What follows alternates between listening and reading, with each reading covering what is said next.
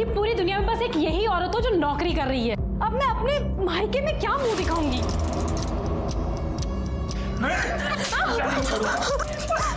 इस लड़की की वजह से हम समाज में मुंह दिखाने लायक नहीं रहे।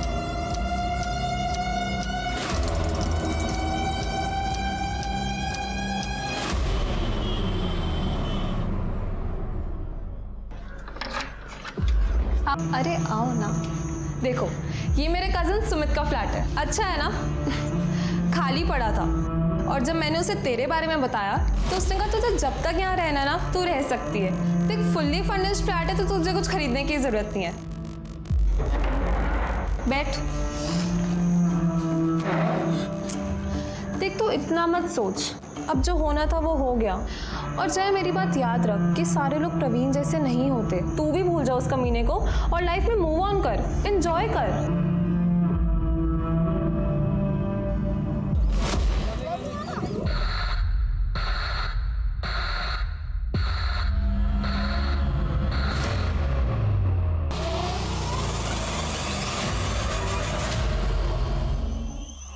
सर इसका नाम जया पांडे है और ये 2 दिन से गायब है।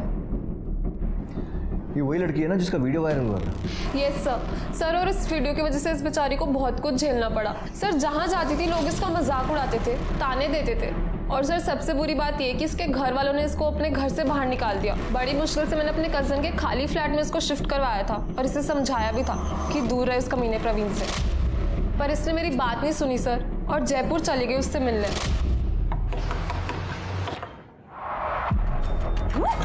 इस वक्त क्या करने आई है यहाँ? मेरी गृहस्थी में कलेश डाल के तुझे चैन नहीं मिला जो अब यहाँ तक पहुँच गई? देखो मेरी तुमसे कोई पर्सनल दुश्मनी नहीं है, मैं तुमसे बस एक रिक्वेस्ट कर रही हूँ, मुझे एक बार प्रवीण से मिलने दो। हे भगवान, ये तो बहुत ही बेशर्म औरत है। तेरी औकात दिखाती हूँ मैं अभी। तू आई कैसे यहाँ? क्या हो रहा है यहाँ? चल अंदर। तुझे छोड़ूंगी नहीं मैं। समझता क्या है तू? यहाँ तक आ गई? तेरी हिम्मत कैसे हुई यहाँ आने की? चल अंदर। और अब आवाज नहीं आनी चाहिए तेरी। आवाज? मैं चिल्लाऊंगी। छोड़ूंगी नहीं उस कमीनी को। क्या चाहिए? क्या लेने आई है यहाँ? सस्पेंड करवा दिया ना मुझे, अब क्या चाहिए? देखो मैंने तुम्हें सस्पेंड नहीं करवाया है, तुम्हारे उस वायरल वीडियो की वजह से पूरे डिपार्टमेंट ने ये एक्शन लिया। हाँ तो तू भी अब एक्शन ले और निकल जाए यहाँ से, इससे पहले कि मैं गला दबा के तेरी जान से मार दूं, कट ले। हाँ मार डालो, खोलो दरवाजा। मार डालो मुझे भी और तुम्हारे बच्चे को भी। क्या बकवास कर रही है? बकवास नहीं कर रही हूँ मैं प्रेग्नेंट हूँ। किसका पाप मेरे गले डाल रही है? तेरे जैसे कोई भरोसा थोड़ी है। मेरे जैसे का क्या मतलब है तुम्हारा? टाइम पास और क्या। जिससे 2 बार हंस के बात क्या कर लो गले पड़ जाती है, जैसे तुम मेरे गले पड़ रही है। देख शराफत से बोल रहा हूँ, निकल जाए यहाँ से, दोबारा इधर दिखियो मत, ठीक है? वरना जान से मार दूंगा तुझे मैं। अरे चल ना, चल। जब उसने मुझे ये सब बताया सर तो मुझे बहुत गुस्सा आया। मैंने उसे बहुत सुनाया भी। फिर जाके उसने मुझे प्रॉमिस किया कि वो प्रवीण से कभी बात नहीं करेगी। ये वही शालिनी और प्रवीण आहूजा है जिनके डोमेस्टिक वायलेंस का वीडियो मीडिया के हाथ लग गया और फिर मीडिया गिद्ध के जैसे उनके पीछे पड़ गया। अब फिर ब्रेकिंग न्यूज़ बन जाएंगे और मीडिया हर जगह इस खबर को उछालेगा। सर मुझे उससे कोई मतलब नहीं है, मैं बस आपसे ये रिक्वेस्ट कर रही हूँ कि आप प्लीज जया को ढूंढ दो। जया को आखिरी बार कब देखा था आपने? सर मिले हुए तो मुझे बहुत टाइम हो गया, पर मेरी लास्ट बात 28 तारीख को हुई थी। 29 तारीख को हम लंच पर जाने का सोच रहे थे, पर जब मैंने उसे फ़ोन किया तो उसने मेरा फ़ोन ही नहीं उठाया।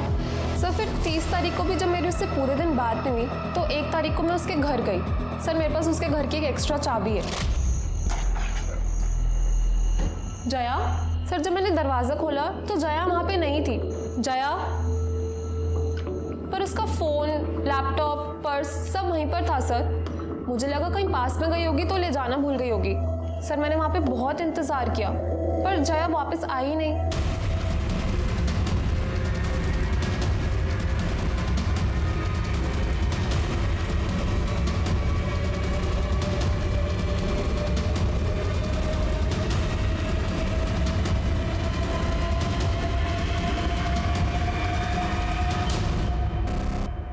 राजीव सर, फोर्स एंट्री या फिर स्ट्रगल का तो कोई निशान नहीं दिख रहा। देखो अच्छे से, कुछ और मिलता है।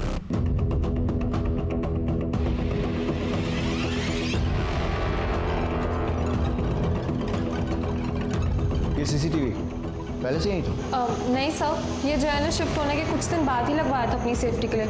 ऑलरेडी उसके साथ इतना कुछ हो चुका था, फिर यहाँ वो अकेले रह रही थी, मुझे भी लगा होना चाहिए।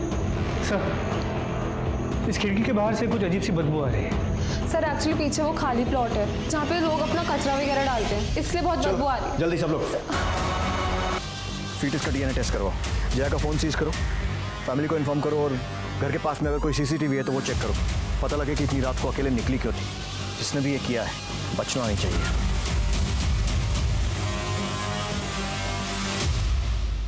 किसी गर्भवती महिला के कत्ल से बड़ा पाप दुनिया में शायद ही कोई दूसरा। ब्याही मां बनने की सजा तो उसे नहीं मिली, या फिर बिना शादी के मां बनने की जो समाज का नियम और कानून उसने तोड़ा है, ये उसका नतीजा तो नहीं।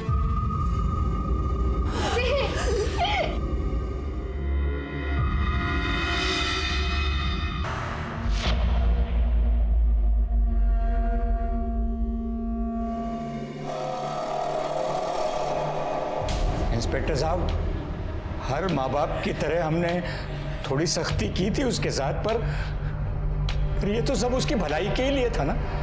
कितनी बार समझाया था उसे, पर नहीं मानी। घूम रही थी उस कमीने शादीशुदा इंसान के पीछे।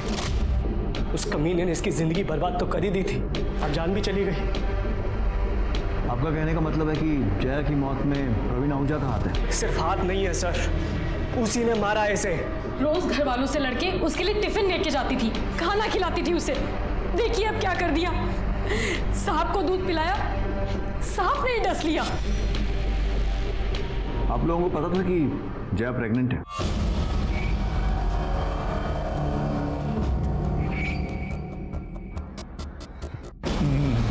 नहीं इंस्पेक्टर साहब। ठीक है, फिलहाल आप लोग जा सकते हैं, लेकिन अगर कुछ भी याद आता है, ऐसी कोई भी बात जो इस इन्वेस्टिगेशन में हेल्प कर सके, तो हमें इन्फॉर्म कीजिएगा। और क्या बताना रह गया इंस्पेक्टर साहब, बोल तो रहे हैं हम लोग। वो कमीना है ना प्रवीण, हड्डियां तोड़ी आप उसकी, खुद ब खुद सब उगल देगा वो। मैं हाथ जोड़ता हूँ आपके सामने, छोड़ना मत उसको। जब तक मेरी बेटी जिंदा थी तो बदनाम कर दिया उसे, और उससे मन नहीं भरा तो मार दिया मेरी बच्ची को। मैंने तो पहले ही कहा था इस पे भी नजर रखो। जो कसर उसने छोड़ दी है ना, कहीं ये वो पूरी ना कर दे। देखा नहीं था जब पुलिस वालों के सामने रो रही थी तो वो लोग हमें कैसे देख रहे थे? वो तो नाक कटवा के गई है, ये तो पूरे परिवार को जेल भिजवा के मानेगी।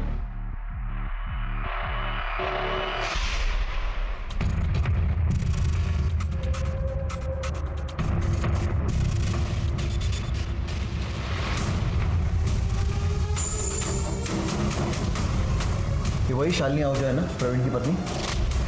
नहीं सर, और ये फुटेज 28 तारीख की शाम 5:30 बजे की, जिस दिन जया ने प्रीति से आखिरी बार बात की थी। पता करो शालिनी के साथ ही आदमी कौन है। सर, सर ये मेरा भाई राजू तोमर है। अच्छा, आपके भाई हैं? तू ये वो बाहुबली जिसे प्रेग्नेंट लड़कियों पर अपनी मर्दानगी दिखाने में बड़ा मजा आता है? नहीं सर। अपने जीजा को दिखाई थी ये ताकत जो एक लड़की को प्रेग्नेंट करके भाग गया? नहीं सर ये झूठ है। चुप! तेरा सच झूठ सब बराबर कर देंगे। अपने पति पर गुस्सा नहीं आता, वहां दिखानी थी ना ये ताकत, या फिर चुपचाप वहां मार खाती है और उस बेचारी लड़की पर जोर आजमाइश करते हो तुम सब? जाके घर क्यों गए थे? क्यों मारपीट की उसके साथ? सर क्योंकि इतना सब कुछ होने के बाद भी वो प्रवीण को कांटेक्ट कर रही थी, जबकि प्रवीण उससे बात तक नहीं करना चाहते थे। इसलिए हमसे समझाने गए थे सर उसे। होना फैसला तुझे क्यों आई? हाँ? समझ में नहीं आता तुझे? हाँ? छोड़ो, समझ में नहीं आता। मना किया था तुझे जेल के 5 साल से। हाँ मना किया था ना। सुन, दोबारा आई ना अच्छा नहीं होगा, मार डालूंगी मैं तुझे। कोई मेरी बात? इसे समझाना कहते हैं, ठीक है? दामिनी, इन्हें इनकी भाषा में कुछ समझाओ। बस आया समझ में? और अब तेरी समझने की बात। बहुत मजा आता है ना तुझे लड़कियों के कपड़े फाड़ने में? विकास, जैसे इसने जया के कपड़े फाड़े थे ना, एक एक कपड़ा फाड़ा इसने। नहीं सर। सर गलती हो गई सर, गलती हो गई सर। बहन का सोच के गुस्सा आ गया था सर। तो इसके साथ वापस आ गया था ना, फिर दोबारा कब गया था जया के घर? मारने के लिए उसे? बाहर कैसे बुलाया उसे? सर मैं सिर्फ एक ही बार गया था दीदी के साथ। सर मैंने उसे नहीं मारा सर, सिर्फ मैं एक बार समझाने गया था सर। फिर से समझा रहे? सर धमकी देने गया था सर, बस उसे ये कहने गया था कि जीजा जी से दूर रहे सर। पर सर मैंने उसे नहीं मारा सर, सच में। पढ़ा रहे उसको यहीं, मॉलेस्टेशन का केस बनाओ। मोलेस्टेशन? सर आप ऐसा नहीं कर सकते सर। दामिनी समझाओ इसे कैसे कर सकते हैं। Sir sir sir please sir sir sir. हाँ राजीव, कुछ और मिला? जी सर, ये देखिए सर, 28 तारीख जिस दिन शालिनी और उसका भाई जया के घर गए थे, उसी रात 11 बजे की ये फुटेज है सर। यहाँ पे प्रवीण जया के साथ मारपीट करते हुए दिखाई दे रहे हैं।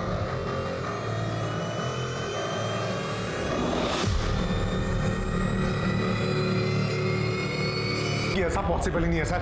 हमने जब भी सेक्स किया हमने प्रोटेक्शन यूज किया है। पता नहीं किसका पाप मेरे गले बांध रही थी। और तूने उसके पेट पर लात मार के उस पाप को मिटा दिया। अरे सर मैंने अपना पाँव जरूर उठाया था, लेकिन लात उसके पेट पर नहीं, मैंने जमीन पर पटकी थी। मैं सच बोल रहा हूँ, आप मेरा यकीन क्यों नहीं कर रहे हैं? मैंने कुछ नहीं किया।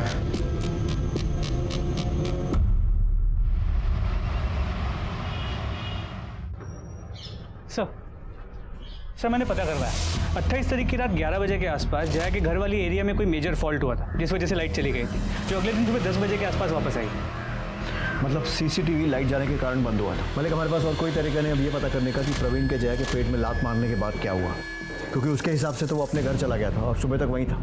लाइट आने के बाद के सीसीटीवी में कुछ मिला? नहीं सर, 29 तारीख को सुबह लाइट आने के बाद से जया के घर पे कोई नहीं आया था, घर खाली ही था। 1 अक्टूबर की सुबह 11 बजे के आसपास प्रीति वहाँ आई थी, शायद जया को ढूंढते हुए, और उसके बाद कुछ देर बाद वहाँ से वो चली गई। मतलब जया 28 तारीख की रात को और 29 तारीख की सुबह 11 बजे के बीच में ही अपने घर से निकली थी। सर ये देखिए सर, यही फुटेज शालिनी उसके भाई और प्रवीण के आने से पहले दोपहर 3 बजे की है। सर इसमें जया के चेहरे पर मारपीट के निशान है। इसका मतलब कोई और भी है जो जया के साथ मारपीट करता था। प्रीति ने बताया था कि जया की फैमिली भी उसके साथ मिसबिहेव करती थी। कहीं ऐसा तो नहीं है कि उसके खुद के माँ बाप के घर में ये सब हुआ? जी सर, मैंने मॉर्ग में भी नोटिस तो किया था। जया की माँ ने जया का चेहरा देखने के बाद इमीडिएटली मनोज का चेहरा देखा था, एज इफ मनोज ने उसे मारा। हेलो सर, मैं मानसी पांडे बोल रही हूँ, जया पांडे की छोटी बहन। सर मुझे आपको कुछ बताना है। सर मैं पुलिस स्टेशन नहीं आ सकती। सर हम कहीं बाहर मिल सकते हैं क्या? ठीक है। और वो आदमी झूठे वादे करके उन्हें बदनाम करके भाग गया। और तुम्हारी फैमिली ने क्या किया? जया को सपोर्ट किया? सपोर्ट? बाहर वालों से भी ज्यादा जीना हराम कर दिया था उन लोगों ने। पापा हमारी फीलिंग्स कभी नहीं समझते थे, और मनोज भैया वो तो हमेशा दीदी से किल से रहते थे, क्योंकि भैया को बर्दाश्त ही नहीं था कि दीदी की सैलरी उनसे ज्यादा है और वो घर खर्च के लिए पैसे भी नहीं देती। इसकी वजह भी पापा ही हैं, क्योंकि वो लड़कियों की कमाई खाना ही नहीं चाहते थे। और तुम्हारी माँ और भाभी? हाँ बेचारी की चलती कहाँ है। और भाभी वो तो हमेशा ही आग में घी डालने का काम करती हैं। जब दीदी का वीडियो वायरल हुआ था, पापा भैया भाभी इन लोगों ने दीदी का जीना हराम कर दिया था। तरस खाम पे और नहीं झेल सकते तुझे, निकल मेरे घर से। पापा मैं कहाँ जाऊंगी? तू तो कहीं भी जा सकती है ना। तेरे जैसी चंट लड़कियों के लिए दुनिया में कोई कमी है क्या? जा ढूंढ ले फिर से कोई शादीशुदा आदमी। पापा मैं कहाँ जाऊंगी?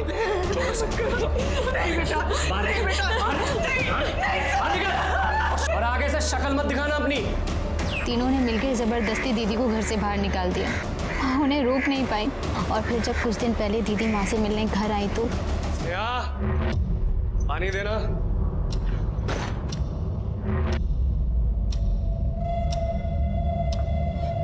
फिर आ गई तुम, फिर आ गई तुम।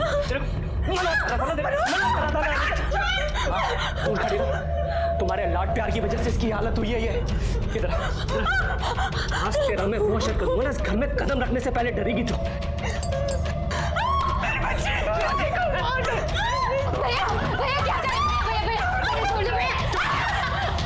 तेरी भी हड्डी बच्चे कर दूंगा मैं। सर भैया ने मुझे भी धमकी दी है कि मैंने अगर आप लोगों को कुछ भी बताया तो वो मुझे जान से मार डालेंगे। मुझे तो लगता है दीदी के मर्डर में मेरी फैमिली का हाथ है। उन्होंने ही जया दीदी को मारा है। जया की किसी लड़के से बात पक्की हुई थी ना? आदित्य वर्षिणी नाम है उसका, गुरुग्राम में रहता है, इरिगेशन डिपार्टमेंट में काम करता है। सर बहुत ही अजीब आदमी है, दीदी से शादी करने के लिए मरा जा रहा था। तुझे मना करा था ना, पुलिस के पास नहीं जाना है। मैंने तो पहले ही कहा था इस पे नजर रखो, ये हमें जेल भिजवाए बिना नहीं मानेगी। बोल, अब जाएगी पुलिस के पास? जाएगी? अब जाएगी?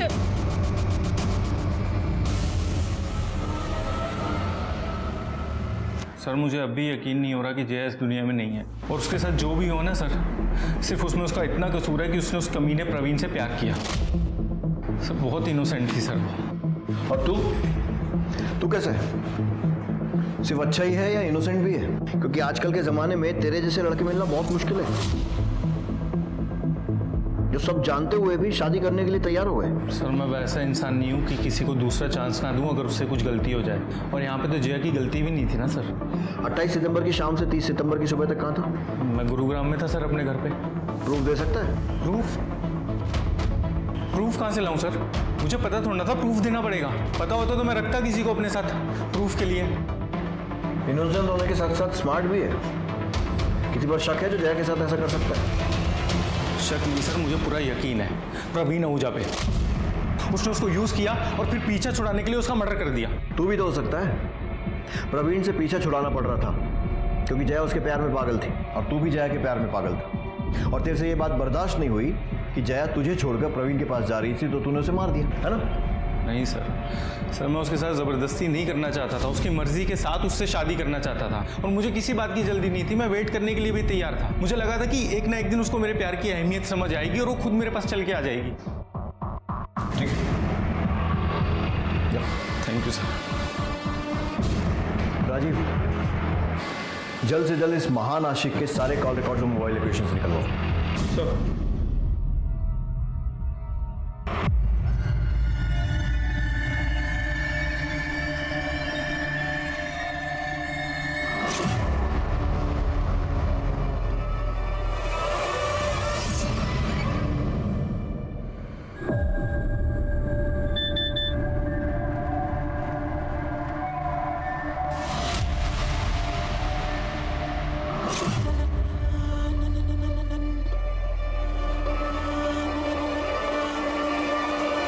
न्यूज में क्या आ रहा है? प्लीज मेरी मदद कीजिए, मेरे बहन के कातिलों को ढूंढने में। पुलिस इस मामले में छानबीन कर रही है। उनका क्या कहना है? क्या प्रोग्रेस है इस केस में? पता नहीं वो लोग कुछ कर भी रहे हैं या नहीं। 3 दिन हो गए उसकी बॉडी मिले, लेकिन पुलिस के पास बोलने के लिए कुछ भी नहीं है। अब आप लोग हमारे आखिरी सहारा है, प्लीज हमारी मदद कीजिए। मानसी का प्रॉब्लम क्या है? हर चीज को इतना बड़ा चढ़ा कर बोलती है। इसे यहाँ पुलिस स्टेशन में आकर हमसे बात करने में डर लग रहा था, आज सारी दुनिया के सामने दुखड़ा रोने में नहीं लग रहा है। सर ये भी तो हो सकता है कि मानसी ये पूरा नाटक हमसे कुछ छुपाने के लिए कर रही है। सर मैं कोई झूठ नहीं बोल रही, मैं बस अपनी बहन को न्याय दिलाना चाहती हूँ। हम भी वही चाहते हैं। बस एक बात समझ में नहीं आ रही कि जिस फैमिली पर तुम्हें अपनी बहन के मर्डर का शक था, अचानक उनके साथ मिलकर हम पर इल्जाम क्यों लगा रही हो? वो सर मम्मी को पता चल गया था कि मैं आपसे मिली थी। बेटा मैं जानती हूँ कि तेरे पापा और मनोज ने जया के साथ सही नहीं किया है, लेकिन ये भी तो गलत है कि तू उन्हें ही उसका कातिल समझ रही है। मैं तो बस दीदी को इंसाफ दिलवाना चाहती हूँ बस। वो तो हम सब भी चाहते हैं बेटा, तू बोल तो सही, हमें क्या करना है? हम खड़े हैं ना तेरे पीछे। और फैमिली का सपोर्ट मिला तो तुम्हें लगा क्यों ना हीरोइन बना जाए, और इसीलिए तुम मीडिया के पास पहुंच गई, जो पहले से ही तुम्हारे दरवाजे के बाहर मौजूद था। अभी जाने दे रहा हूँ, लेकिन अगली बार अपने फायदे के लिए पुलिस पर इल्जाम लगाने से पहले एक बार सोच जरूर लेना।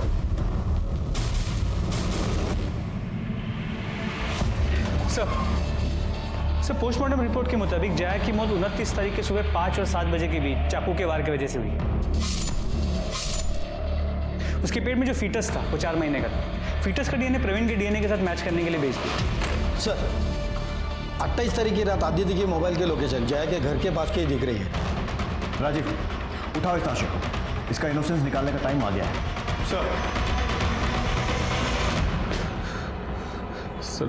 सर जया से मेरी एंगेजमेंट टूट चुकी थी सर। वो किसी भी तरह से प्रवीण से शादी करना चाहती थी। वो अपने बायोलॉजिकल फादर के साथ अपने बच्चे को बड़ा होते देखना चाहती थी सर। और फिर भी तो उसके पीछे पड़ा हुआ था।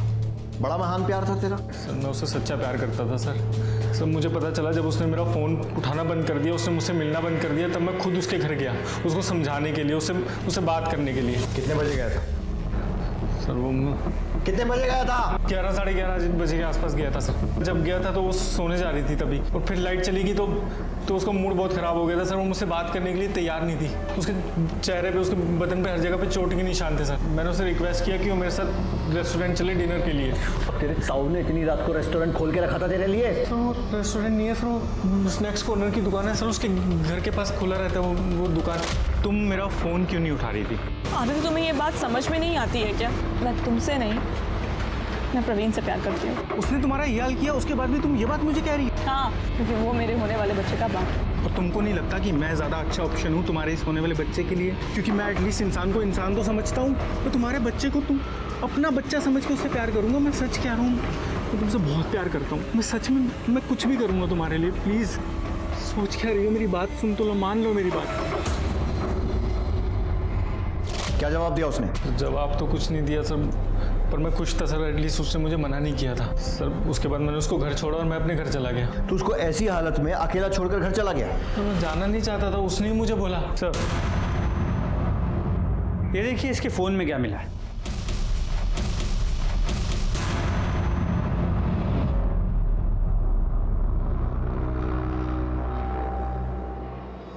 सर मेरी एंगेजमेंट हुई पड़ी थी सर उससे।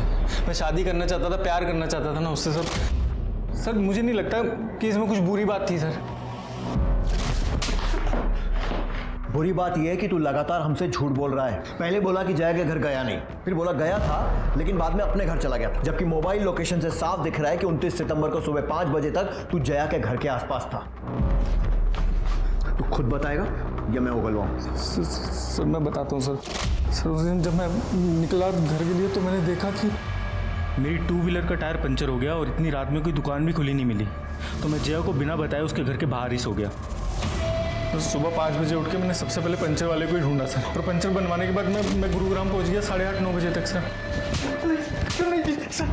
फिर झूठ बोल रहा है ना? कोई पंचर नहीं हुआ था तेरी गाड़ी का।